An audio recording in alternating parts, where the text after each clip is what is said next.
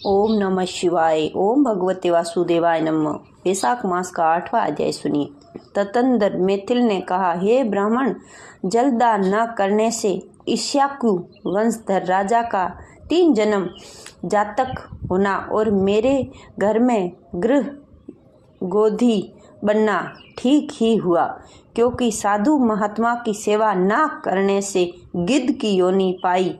परंतु आपने जो यह कहा कि उसे 7 जन्म तक कुत्ते की योनि मिली, यह बात मुझे बहुत अनुचित प्रतीत होती है कि उसे बिना कारण ही कुत्ते की योनि क्यों मिली। हे प्रियवर, मैं आपका प्यारा शिष्य हूँ, आप मेरे इस संशय को दूर करिए। राजा के प्रश्नों को सुनकर महातपस्वी श्री सूतदेव जी धन्य धन्य कहकर कहने लगे, हे राजन, हे पाप रहित, जो तुमने पूछा है मैं उसका समाधान करता हूँ। यही बात कैलाश के शिखर पर शिवजी से माता पार्वती जी ने पूछी थी। अब सब लोगों की रचना इसकी आसुमतिक और ऐहिक 2 प्रकार की स्थिति बनाई है। जल सेवा, अन्न सेवा और औषधि सेवा है। महाभागो, ये 3 हेतिक इस लोक की स्थिति के हेतु साधु सेवा, विष्णु सेवा और धर्म सेवा, ये तीनों परलोक की स्थिति को हेतु ऐहिक हेतुओं का करना तत्काल धन संपत्ति देना है। ऐतिक हेतुओं का करना तत्काल धन संपत्ति देना है।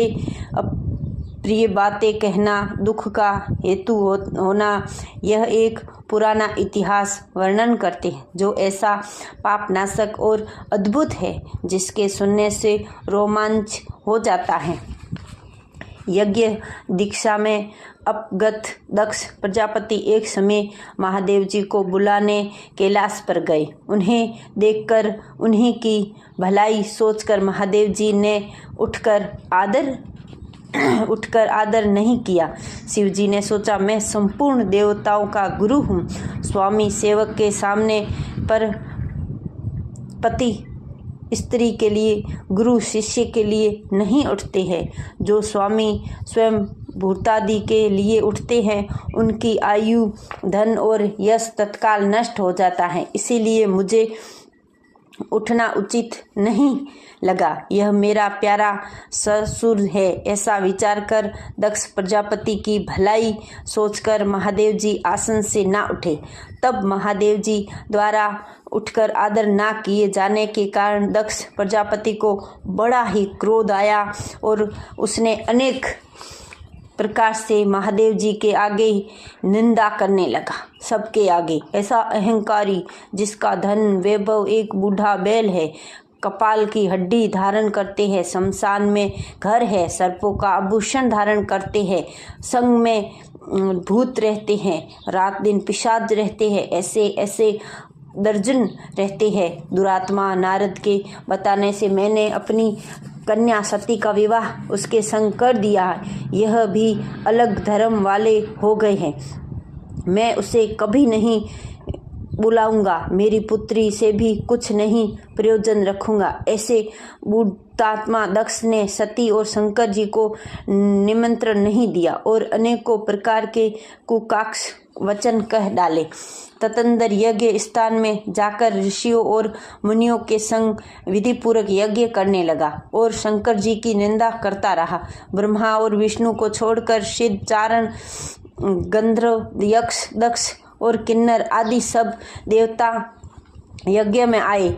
तब सती की इच्छा अपने कुटुंबियों से मिलने तथा उत्सुक देखने की हुई। स्त्री स्वभाव की चंचलता होती है। महादेव जी के मना करने पर भी ना मानी। मन में ठान ली। महादेव जी बोले, हे वर्णनी, सभा में बैठकर वह मेरी सदा निंदा करती है, जो तुमसे सही नहीं जाएगी और तुम निश्चय ही शरीर त्याग दोगी। अतः तुम अपने पिता के घर मत जाओ, वहां जाने से तुम्हारा कल्याण नहीं होगा। इस प्रकार पर सती ने जब भगवान की बात ना सुनी और अकेली ही घर से निकल गई, पैदल चलती, तब नंदी ने चुपचाप सती को अपनी पीठ पर बिठा लिया और महादेव के करोड़ों भूतादि को पीछे पीछे चले। सती जी महलों में होती हुई किसी ने भी बोलने पर उदास हो गई। महादेव जी की बात याद करके मंडप में गई। वहाँ पर भी दक्ष प्रजापति और सभा के सब लोग ने उसकी तरह देखा भी नहीं और ना कोई बोला। सती जी को बड़ी ही क्रोध आया और अति पिता की चेष्टा देखते हुए वह दक्ष ने रुद्र को छोड़कर सभी को बुलाया था। सती की आंखों में आंसू भर आए। अकुला कर बोली, बड़ों का अपमान करने में कल्याण नहीं होता है। तुमने रुद्र की आहुति नहीं दी है। यह जितने ऋषि मुनि महात्मा इकट्ठे हैं उन्होंने भी तुम्हारी दुष्ट बुद्धि दूर नहीं की है। विधाता इसके लिए भी विमुख ज्ञात होता है। सती की ऐसी बात कहने पर पूषा देवता मुख फाड़ हंसने लगा। शुक्राचार्य दाढ़ी और मूछ फड़फड़ाने लगा। वह बहुत भुजा पाव और कलाओं से पकड़ने लगा और दक्ष निंदा करने लगा। उसकी बातें और पति की निंदा सुनने का प्रायश्चित करने के लिए क्रोध से लाल हो शरीर त्याग करने का विचार कर सबके देखते देखते सती हवन की अग्नि में गिर पड़ी। सती के गिरते ही बड़ा ही हाहाकार मच गया। महादेव जी के गण भागकर शिव जी के पास पहुँचे और सब कथा कह सुनाई। शिव जी ने यह सुनते ही उठकर काताल्थ के समान क्रोध एवं जटा उखाड़ते पृथ्वी पर दे मारी, जिससे बड़ा बलवान महाकाल वीरभद्र उत्पन्न हुआ। उसके सहज भुजाएं थी और रूप यमराज के समान था। वह महादेव जी के सम्मुख हाथ जोड़कर कहने लगा, क्या आज्ञा है स्वामी। यह सुनकर रुद्र भगवान क्रोध करके अपने सन्मुख खड़े हुए वीरभद्र से बोले, तुम बड़े बड़े बलवान भूत गणों को अपने साथ ले जाओ, मेरे निंदिक दक्ष का नाश कर दो, जिसके कारण मेरी प्रिय सती को शरीर त्यागना पड़ा। हे महादेव जी की आज्ञा पाकर सभी यज्ञशाला में पहुँचे और देवता, असुर, मनुष्य आदि सब संगठों को मार गिराया, भूसा के दांत उखाड़ दिए तथा दुरासा भृगु की दाढ़ी मूछ उखाड़ डाली। जिसने भी जो अंग फड़फड़ाए थे सबके अंग भंग कर दिए। वीरभद्र ने सबके उखाड़ फेंका और दक्ष के सिर की रक्षा भृगु के मंत्र बल से करने के कारण बड़े उद्योग करने पर भी सिर न कटा। तब रुद्र ने स्वयं आकर दुरात्मा का सिर काटकर यज्ञ कुंड में डाल दिया, जो उसका संहार कर गणों सहित कैलाश को चले गए। मरने से जो बचे थे वो ब्रह्मा जी की शरण में गए। उनको संग ले ब्रह्मा जी कैलाश पर पहुँचे। महादेव जी का क्रोध शांत कर समझा बुझाकर उन्हें ले यज्ञशाला गए और जो यज्ञ में मारे हुए थे सबको जीवन दान दे दिया और सबको भोलेनाथ ने जीवित कर दिया। सदा शिव जी दक्ष के धड़ पर बकरे का सिर रख दिया। उसी से उनकी प्रसन्नता के लिए बम बम बम बम बम बम बम बम बम बम किया और बकरे की दाढ़ी भुजंगी के मुंह पर लगा दी। उषा के जहाँ जहाँ अंग भंग हो गए थे वहाँ उसके सर जोड़ दिया और उसका कल्याण कर दिया। दक्ष का यज्ञ पूरा कराकर देवता अपने अपने स्थानों को गए और शिवजी नैष्ठिक ब्रह्मचर्य व्रत धारण कर गंगा तट पर पुनाग वृक्ष के नीचे तप करने लगे। दक्ष पुत्री सती ने हिमालय के घर उसकी स्त्री मेनका के गर्भ से जन्म लिया और वहीं पर उसका पालन पोषण होने लगा। इतने में तारकासुर नामक एक राक्षस उत्पन्न हुआ और परम नष्टि ब्रह्मा के से वर पाया और सिवाय रुद्र के महाबली पुत्र के तू किसी से भी नहीं मरेगा, ऐसा वरदान दिया। यह बात सुनकर उसने सोचा, शिव जी के कोई स्त्री तो ही नहीं है, स्त्री नहीं है तो पुत्र कहाँ से होगा। यह सब लोकों पर तो देवताओं को सताने लगा। तब देवताओं ने दुखी होकर ब्रह्मा जी की शरण ली। ब्रह्मा जी देवताओं को समझाकर रुद्र भगवान की पत्नी सती से मिलने ले गए और यज्ञ में शरीर त्यागने का हिम्मत लेके घर जन्म लिया। उसका नाम पार्वती है और रुद्र भगवान हिमालय के शिखर पर घोर तप कर रहे हैं। किसी तरह पार्वती जी का पाणी ग्रहण रुद्र भगवान से कराना चाहिए। वहाँ ब्रह्मा के ये वचन सुनकर देवता को लेकर अमरावतीपुरी में गए और बृहस्पति जी की सलाह कर अपने कार्य सिद्ध के लिए इंद्र ने नारद और कामदेव जी को बुलाया। उन दोनों को बुलाकर नारद जी को हिमालय के पास कहलावा भेजा और अपनी पुत्री को, जो पहले दक्ष की कन्या थी, उसको शिव जी की पत्नी बनाने का निश्चित करे। नारद जी को ऐसा कहा कि वैसे ही करने चले गए।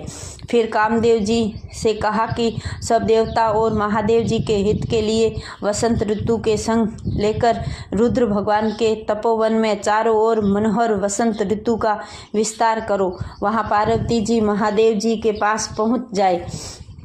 तब धनुष पर बाण चढ़ाकर ऐसा मारा कि महादेव जी के मोहित होने पर, उसका संगम होने पर सब कार्य पूरे हो जाए। कामदेव ने जो आज्ञा कहकर वसंत ऋतु अपनी स्त्री रति और अनुचरों के संग ले जाकर शीघ्र ही अपनी शक्तियों से असमय में वसंत ऋतु उत्पन्न कर दी, जिससे चारों ओर वन शीतल मंद सुगंध वायु चलने लगी। देवांत उसी समय महादेव जी पार्वती जी की सेवा में प्रसन्न हो रहे, गोदी में बैठकर कुछ कहने लगे। तब कामदेव ने प्राण प्रिय के संगम का उचित समय जान महादेव जी के पीछे वृक्ष की ओट से एक ब्रह्म बाण छोड़ दिया, जिससे महादेव जी ने मन चंचल होने से चित्त व्याकुल हो इधर उधर देखता और कामदेव दिखाई पड़ा तो क्रोध से अपने मस्तक के तीसरे नेत्र को खोलकर पार्वती जी को दूर करके ऐसी तीर्ण अग्नि प्रकट की, सब संसार भयभीत हो गया और उसी अग्नि से धनुष बाण सहित कामदेव जी भस्म हो गए। देवता अपने कार्य की सिद्धि समझकर तथा वसंत और रति भयभीत होकर भाग गए। पार्वती डर के मारे आंख बंद कर कर दूर हट गई और महादेव जी अंतर्ध्यान हो गए। हित की इच्छा करने वाले देवताओं को कुछ भी फल नहीं सिद्ध हुआ, उल्टा अनर्थ हुआ। जो कोई साधुओं के संग दुष्टता करता है उसका कहना ही क्या। ऐसी प्रकार साधुओं की सेवा न करने से ईशाकु के पुत्र दुख भोगा और अनेक बुरी योनियों में जन्म लिया। जो रात दिन इस पुण्य चरित्र रूपी पुराण इतिहास को सुनते हैं वे जन्म मृत्यु बुढ़ापा आदि से निश्चिंत छूट जाते हैं। इसीलिए हमें बैसाख में ज़्यादा ना हो तो 8वां अध्याय जरूर सुनना चाहिए और एक जल की छोटी सी मटकी जितना सामर्थ हो उतना हमें दान अवश्य करना चाहिए। आपको 1 किलो ककड़ी, टमाटर और जल की मटकी, 1 पंखा, अगर सामर्थ हो तो आप लाइट वाला पंखा दो, सामर्थ हो तो आप हाथ वाला भींजना दो, पर दो जरूर। ये है भगवान का आदेश। तो भगवान सबकी हर इच्छा पूरी करे, सबको स्वस्थ रखे, मस्त रखे। ओम भगवते वासुदेवाय नमः।